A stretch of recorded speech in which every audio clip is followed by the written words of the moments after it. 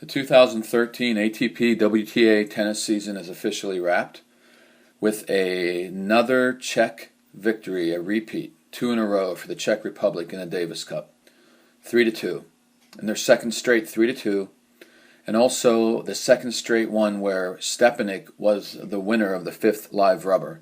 This has never happened before in the over 100-year history of the Davis Cup.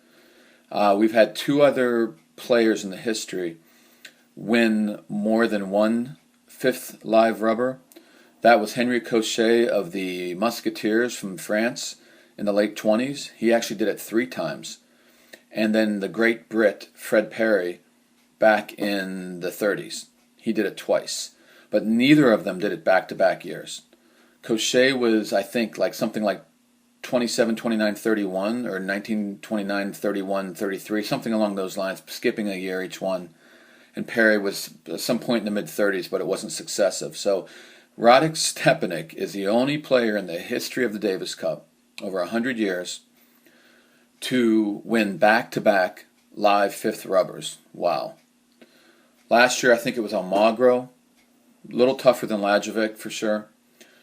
But, of course, that was at home in the Czech Republic, where this was in Serbia. So this was definitely a little tougher as far as the home crowd and the conditions. But again, as I said, the Dunlop Fort clay court ball was really nice for Stepanek.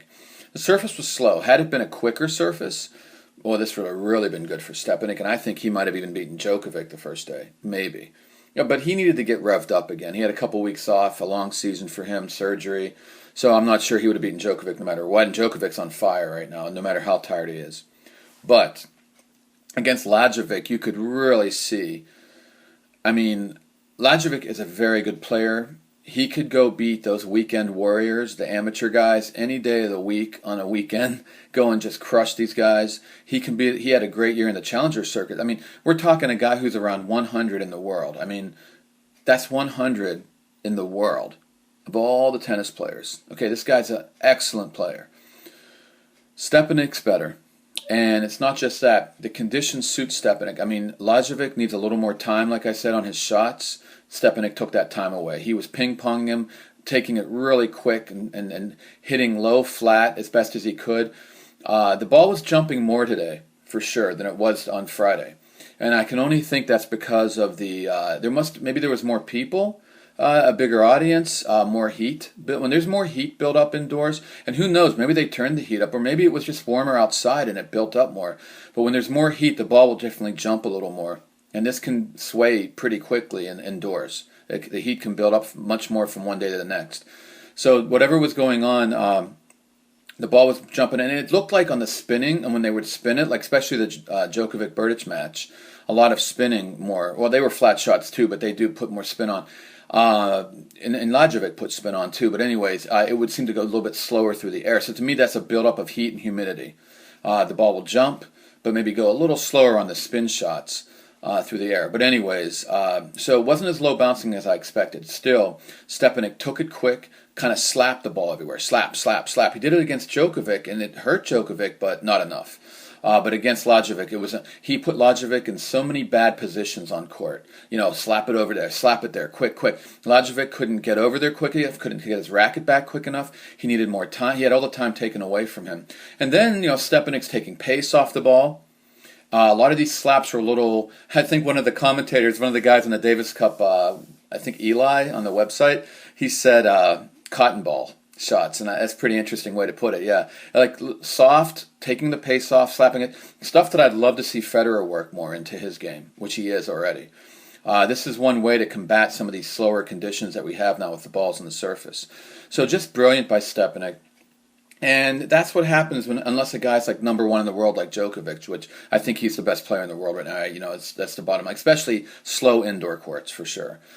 And Lajovic was just like a puppet on a string. He actually broke a nervous Stepanek to start, or a stiff Stepanek. Either way, he broke him to start. It was great. Lajovic was all pumped up, got broken right back, and was never in the match after that. So felt bad for the kid. He's good.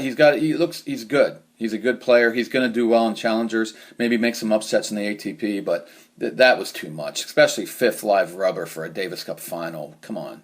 I mean, he was trying really way too hard, and can you blame him? And Stepanek was nice and relaxed and did what he had to do. Look, after that first game.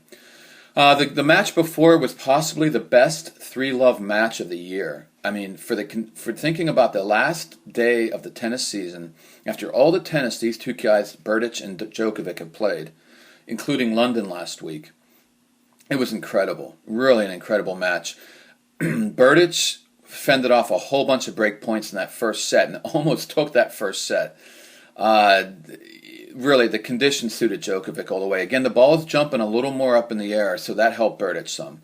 But still, I mean, it was slow enough that Djokovic could get to everything. So, amazingly, Berdych stayed patient and fought hard and showed a stronger mental attitude than I don't think I've ever seen him this well. I mean, he's getting closer and closer. I think this guy's going to win a slam, possibly. He's getting there, but I need conditions to be more on his side. But in the second set, he was up a mini break twice in the tie break and lost both times. Lost it. And it wasn't that he blew it. He barely missed shots. Just went out like a millimeter here and there. Djokovic played fantastic on the big points again. He's on. I think this is the best I've ever seen Djokovic. Considering his physical condition right now, after all this tennis, this is the best, I think, including 2011, I've ever seen him. Smart-wise, doing so many good things tactically with his team, working him. Physically, I think his movement is the best, considering the last day of the season. Just a lot. This guy is playing the best right now.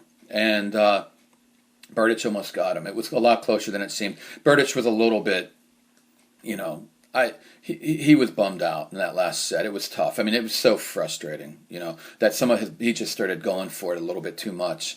But a faster court, he probably would have had. It would have been interesting in a faster court. Anyways, the day off for Djokovic totally refreshed him. I mean, he wasn't 100%, but he looked more fresh than against Stepanek, and he needed to be. And anyone who wants to keep saying that Djokovic should play the doubles, that's craziness, in my opinion. If he was able to, he would have. And Berdych, the captain, did nothing wrong. He did the best he could, given the circumstances he had. And in that double, stop blaming Zimonjic. Zimonjic he's not as good as he was. Let's just get that out there. He's a good player still, but he's no longer the great double player as he once was. You look at him throughout the year in doubles. He's no longer winning titles anymore either. So, yes, Berdyk's not a great doubles player, but he's fine. That wasn't the problem. Zimojic's supposed to be the leader. If you put Zimonjic and Djokovic together, I don't think this necessarily is going to happen anyway. So now you tire Djokovic out. He doesn't get a day rest. They lose anyway, and now they're really in trouble. I mean, yeah, possibly they could have won, but just to assume that they were going to win because you throw Djokovic. Djokovic's greatest asset, we all know what it is his athleticism, his movement. That gets cut in half in doubles. You need teamwork, and he's not going to cover. What's he going to do, just run Zimonjic off the court? I mean, it's teamwork. It's a whole other ballgame in doubles, and I don't know why people, especially even some pro tennis players out there who understand this stuff, I don't know. I think we're just so caught up in the star mentality that we're all hyper, that Djokovic, he's a great player. He's the best right now, but that's not. This was more of a team sport, and like I said in my preview, or actually in the description underneath, would the star win out or would team win out? And I predicted team, and it did, because Djokovic can't play every match, and he couldn't even have enough to play the doubles as well. So the team of Stepanek and Berdych were able to do it. Djokovic needed help. He needed Tipsarevic or Troicki at least. So captains, everybody did the best they could, and of course the other captain for the Czechs filling in for the main guy who's in the hospital. Anyways, that was incredible. I mean, just everything pretty much went according to plan. I mean, the one thing is, Tipsarevic couldn't play, Troicki couldn't play, and that was the deciding factor in the end. But 2 in a row for the Czech Republic, and now Stepanek's going to team with his new girlfriend of the year, Kvitova, in the Hopman Cup, and maybe they can defend their title. I think, wasn't it? Who was it? Kvitova and Berdych won it last year, I think. Am I getting that wrong? Anyway, yeah, the Czechs are on fire. Maybe the Czech women can come back and get the Fed Cup again. So, there you have it. Serbia's not going anywhere, obviously. With Djokovic, Tipsarevic will be back, and eventually Troicki, I assume. And, Lajovic was going to grow from this experience. So, that's a wrap for the 2013 tennis season. Look forward to a great 2014. I think it's going to be, to my opinion, 2012 was one of the greatest years ever in tennis, in history. I think 2014 is going to do that same kind of thing. It's going to be an incredible year in tennis. And not that 2013 was that bad either. So it's just a great time to everybody come on, get involved. It's a great time to be a tennis fan.